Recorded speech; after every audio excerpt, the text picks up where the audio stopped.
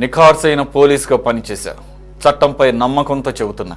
అబద్ధాన్ని పదే పదే ప్రచారం చేస్తున్న జగన్ పత్రిక మరో యూట్యూబ్ ఛానల్కు చట్టం అంటే ఏమిటో తెలిసేలా చేస్తా అని రిటైర్డ్ ఐపీఎస్ అధికారి ఏబీ వెంకటేశ్వరరావు ధ్వజమెత్తారు.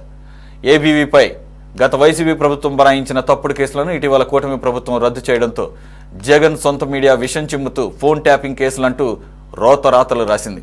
మరో యూట్యూబ్ ఛానల్ కూడా ఇదే విధంగా ప్రసారం చేయడంతో ఏబీవీ పరువు నష్టం దావాకు సిద్ధమయ్యారు.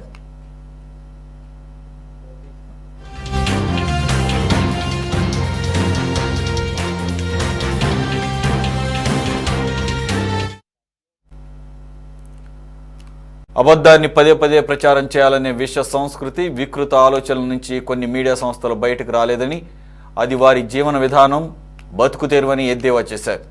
తనపై వైసీపీ ప్రభుత్వం పెట్టిన తప్పుడు కేసుల్లో ఫోన్ ట్యాపింగ్ అంశమే లేదని స్పష్టం చేశారు.